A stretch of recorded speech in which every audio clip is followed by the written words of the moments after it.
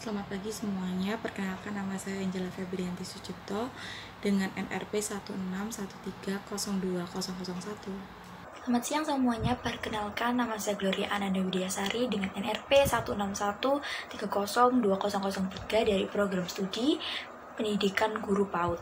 Selamat pagi Bu Ros, saya Teresia Darmayanti dengan NRP 161302008. Di video presentasi kali ini, saya akan menjelaskan tentang peran bermain dan permainan. Bermain merupakan kegiatan yang menarik dan menyenangkan bagi anak dan merupakan sifat naluri yang ada dalam kehidupan seorang anak dan juga dilakukan secara sukarela tanpa paksaan dari pihak manapun, di mana kegiatan ini dapat membantu anak mengembangkan kreativitas, imajinasi, dan mengasah kemampuan untuk memecahkan masalah dan meningkatkan keterampilan sosial. Bermain bagi anak berkaitan dengan peristiwa, situasi, interaksi, dan aksi. Berikut ini peranan dalam bermain. Yang pertama adalah mengasah kemampuan sosial. Mengasah kemampuan sosial merupakan bagaimana cara meningkatkan perkembangan anak. Tentu tidak harus menggunakan sebuah permainan yang mahal. Melalui cara sederhana seperti bermain, tanpa disadari, anak mengasah kemampuan sosialnya semakin meningkat. Kemampuan sosial termasuk salah satu kemampuan yang perlu dilatih dan dikuasai sejak kecil, karena berpotensi untuk masa depannya kelak. Saat memiliki kemampuan sosial, anak dapat belajar menghormati serta mendengarkan pendapat orang lain dan membantu untuk lebih lancar berbicara di depan umum. Yang kedua, membangun kepercayaan diri. Kepercayaan diri menjadi modal di dalam kehidupan siapapun, termasuk saat masih anak-anak dan beranjak dewasa.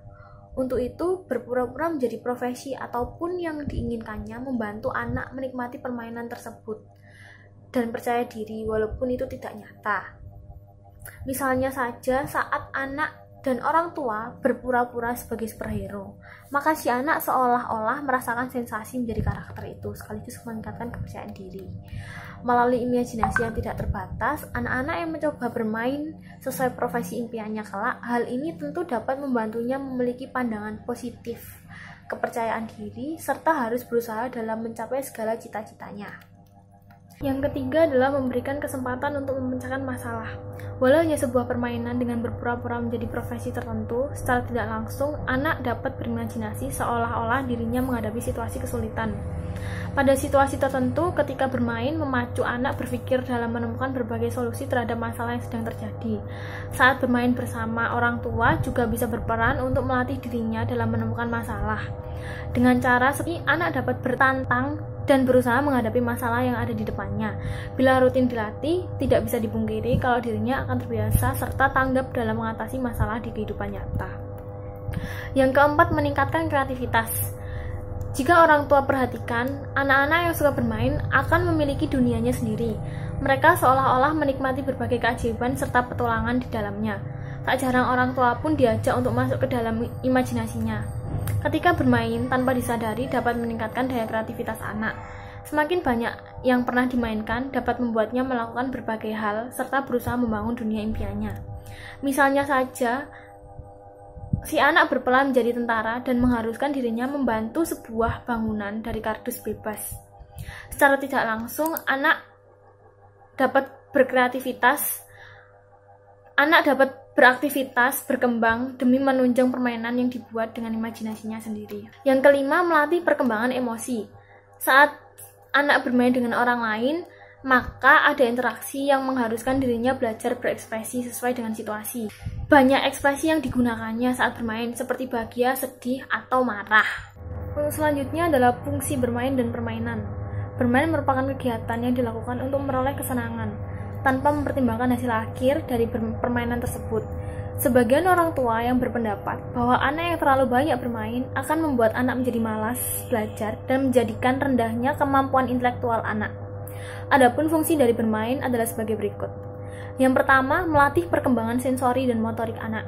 Aktivitas sensori dan motorik adalah komponen yang paling besar digunakan oleh anak ketika bermain. Permainan yang aktif akan melibatkan semua panca indera sebagai organ sensori dan melibatkan sebagian besar otot sebagai organ motorik. Yang kedua adalah mengasah perkembangan kognitif. Anak kecil mempunyai organ memori yaitu otak yang belum banyak terisi. Melalui bermain, anak akan mengeksplorasi dan memanipulasi benda-benda di sekitarnya. Anak-anak akan mengenali dan mempelajari berbagai macam warna, berbagai bentuk, berbagai ukuran, dan penggunaannya. Setelah mengenali dan mempelajari, selanjutnya anak akan menyimpannya dalam sel-sel memori atau otak. Semakin banyak sel memorinya terisi oleh data-data tertentu yang diperolehnya melalui permainan, maka akan semakin meningkatnya kemampuan kognitifnya. Yang ketiga, mengembangkan perkembangan moral dan etika. Selain berinteraksi dengan benda-benda sebagai alat permainan, anak-anak juga akan berinteraksi dengan non-benda, yaitu teman-teman sepermainannya. Melalui interaksi dengan teman-temannya di dalam kelompok, anak akan belajar tentang bagaimana aturan bermain di dalam kelompok. Misalnya harus bersikap jujur, tidak boleh bermain curang, dan harus mematuhi aturan-aturan dari permainan tersebut. Yang keempat, meningkatkan kreativitas. Di dalam melakukan permainan, anak-anak dapat menerapkan ide-ide mereka. Semakin banyak media dan jenis permainan yang mereka mainkan, maka akan semakin banyak ide-ide yang bermunculan di dalam pemikiran si anak. Ide-ide ini akan memunculkan kreativitas dan memodifikasi permainan. Yang kelima, memunculkan kesadaran diri. Melalui bermain, anak akan mengenali kelebihan dan kekurangannya, kekuatan dan kelemahannya. Anak akan melakukan pengujian terhadap kemampuannya dan kemampuan orang lain. Anak juga akan mempelajari tingkah laku orang lain terhadap dirinya dan tingkah lakunya terhadap orang lain. Anak juga akan mempelajari akibat dari tingkah lakunya terhadap orang lain. Untuk yang terakhir adalah ruang lingkup bermain dan permainan. Bermain menjadi aktivitas menyenangkan yang dilakukan atas dasar kesenangan dan tanpa mempertimbangkan hasil akhir. Dalam bermain dilaksanakan dengan sukarela dan melalui tahapan perkembangan dimulai dari manipulasi, simbolis, eksplorasi, dan eksperimen. Tujuan dan sasaran untuk mengembangkan setiap potensi anak usia dini, yaitu menggunakan metode bermain. Kegiatan bermain sangat diminati oleh setiap anak usia dini, karena secara langsung memberikan pengaruh pada perkembangan anak. Dunia anak adalah dunia bermain. Anak cenderung lebih banyak waktu untuk bermain. Waktu untuk bermain perlu distimulus, karena bermain juga menjadikan sebuah pembelajaran. Bermain dapat dijadikan sarana anak untuk belajar mengenal lingkungan dan merupakan kebutuhan yang paling penting dan mendasar bagi anak. Dengan metode bermain, anak dapat memenuhi seluruh aspek perkembangan kognitif, afektif, sosial, emosi, motorik, dan bahasa. Bermain bagi anak tidak hanya memberikan kepuasan terhadap anak, tetapi bermain dapat juga membangun karakter dan membentuk sikap dan kepribadian anak. Masa usia dini merupakan masa yang pesat untuk optimalisasi perkembangan anak. Untuk itu diperlukan program pendidikan bagi anak usia dini dan dapat menjadi pendidikan yang menentang kepribadian. Permainan anak yang kita sediakan harus memenuhi syarat-syarat tertentu yang perlu memperhatikan faktor keamanan dan keselamatan anak. Dalam menyediakan mainan anak usia dini, ada beberapa ruang lingkup keamanan mainan yang dinilai aman supaya tidak terjadi hal-hal yang diinginkan, antara lain sebagai berikut. Yang pertama, hal yang paling utama adalah mainan itu harus aman. Hal ini sangat penting karena menyangkut aspek kognitif, efektif, dan psikomotor anak. Yang kedua, mengacu pada standar dan tata aturan tertentu. Berdasarkan ISO, batasan mainan anak adalah untuk anak usia 14 tahun ke bawah, sedangkan untuk anak usia 14 tahun ke atas, keamanan yang dipakai sudah berbeda. Yang ketiga, mainan dan alat mainan anak usia dini harus memiliki persyaratan yang meliputi bentuk permukaan, jarak ukuran mainan. Sehingga standar ini adalah sarana metode yang diuji, yang harus ada peringatan atau penunjuk penggunaan yang ada di kemasan. Selain itu, ruang lingkup mainan yang tidak termasuk kategori mainan anak, misalnya sepeda yang tinggi lebih dari 4,35 meter, ketapel, anak panah yang berujung logam luncing, senapan yang bekerja menggunakan tenaga angin atau gas, dan layang-layang yang menggunakan benang mudah tergoles. Selain itu, ada juga perangkat modern atau item kerajinan yang tidak memiliki nilai bermain juga, bukan dikatakan bermain. Misalnya peralatan olahraga, furnitur, alat kemah, dan alat musik yang bukan diperuntukkan untuk mainan anak. Selanjutnya ada tujuan bermain dan permainan. Yang pertama adalah untuk mengeksplorasi anak, bahwa anak dapat mengeluarkan atau mencurahkan segala kemampuan yang dimiliki oleh anak itu sendiri. Kedua, untuk eksperimen anak, bermain juga dapat dilakukan dengan melakukan uji coba, yang dapat menghasilkan sesuatu informasi yang baru dan dalam pengalaman yang baru. Eksperimen contohnya, anak ini dikasih sesuatu, lalu dia akhirnya memiliki akal atau pikiran yang membuat dia kreatif dan akhirnya bereksperimen. Ketiga, untuk imitation anak. Bermain merupakan suatu bentuk peniruan anak dalam melakukan permainan yang dimainkannya. Contohnya saat anak ini sedang melihat televisi, lalu akhirnya ada tokoh kartun yang menurut dia menarik dan dia suka gitu. Akhirnya dia menirukan gayanya, menirukan cara dia berpakaian ataupun semuanya. Keempat, ada untuk adaptasi anak. Anak dilatih untuk bersosialisasi dan berinteraksi. Seperti di lingkungannya, dia harus beradaptasi dengan lingkungan sekitarnya, misalnya di sekolah, dengan di rumah, dengan lingkungan di masyarakat mereka. Selanjutnya ada manfaat bermain dan permainan untuk berbagai aspek perkembangan. Di sini ada 3 aspek. Yang pertama ada aspek motorik. Anak belajar untuk mengkoordinasikan atau menyelaraskan gerakan mata dengan tangan. Jadi saat anak ini bermain, dia harus menyeimbangi atau mengkoordinasikan mata dengan tangannya. Kedua, aspek sosial. Anak sudah belajar berkomunikasi dengan lingkungan sekitar dan anak juga belajar dengan sistem nilai, kebiasaan dan standar moral yang dianut oleh masyarakat. Ketiga, ada aspek emosi atau kepribadian. Di dalam bermain, anak dapat memperoleh kesempatan untuk mengeluarkan perasaannya, menjadikan anak yang memiliki kepribadian yang lebih percaya diri.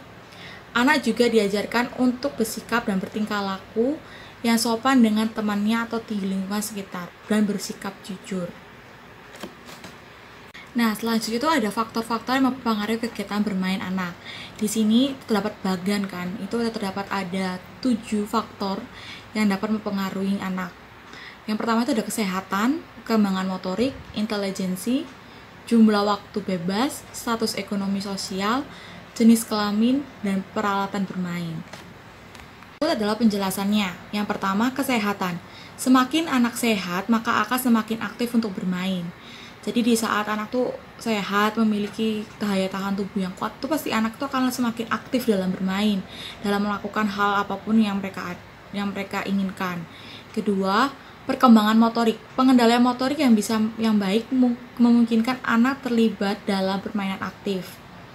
Jika perkembangan motoriknya baik ini, maka anak akan terlibat dalam permainan itu sangat aktif. Jika perkembangan motoriknya tidak baik, mereka itu akan menghasilkan anak yang tidak memiliki terlibatan dalam permainan yang sangat aktif. Ketiga, ada intelijensi, yaitu pada saat setiap anak yang pandai lebih aktif dibandingkan dengan yang kurang pandai, dan permainan mereka akan menunjukkan kecerdikan. Keempat, jenis kelamin. Anak laki-laki cenderung bermain lebih kasar dibandingkan perempuan dan lebih menyukai permainan yang berbakat fisik dan motorik mereka. Kelima, status ekonomi sosial. Anak yang berasal dari keluarga yang bercukupan atau bahkan berlimpah, mereka cenderung menyukai kegiatan yang mahal. Contohnya kayak misalnya keluarga yang bercukupan ini memberikan mainan yang biasa akhirnya, tapi dia nggak mau gitu loh. Jadi dia memilih dengan mainan yang memiliki harga yang mahal. Keenam, jumlah waktu bebas. Hal ini sangat bergantung pada status ekonomi keluarga. Apabila anak menghabiskan waktu luang untuk melakukan pekerjaan rumah, anak akan terlalu lelah dan untuk bermain. Ketujuh, peralatan bermain yang dimiliki anak mempengaruhi mereka akan bermain apa. Selanjutnya saya akan menjelaskan mengenai perlunya keseimbangan dan variasi dalam kegiatan bermain. Jadi masing-masing kegiatan bermain itu tentu saja memiliki banyak manfaat, tetapi perlu dilakukan dengan seimbang. Karena jika terlalu terpaku pada salah satu jenis permainan, maka manfaat yang bisa dipetik juga tidak akan terlalu banyak. Oleh sebab itu, anak harus memainkan berbagai macam permainan agar mereka juga bisa memetik berbagai manfaat dari permainan yang mereka mainkan. Dampak buruk yang bisa dialami anak bila kegiatan bermain mereka tidak seimbang adalah mempengaruhi penyesuaian baik terhadap diri mereka sendiri maupun terhadap lingkungan sosialnya.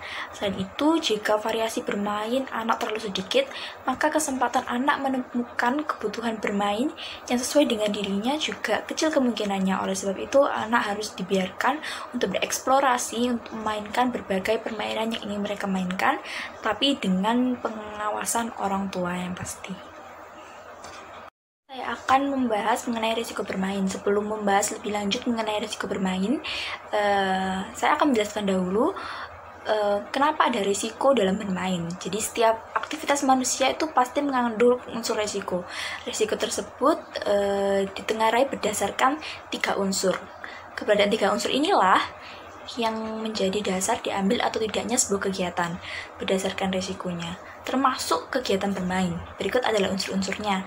Yang pertama adalah kecenderungan dan kemungkinan menyakiti atau melukai atau berbahaya. Yang kedua adalah tingkat keparahan dari kemungkinan pertama. Yang ketiga adalah seberapa besar manfaat atau hasil yang diperoleh dari kegiatan bermain.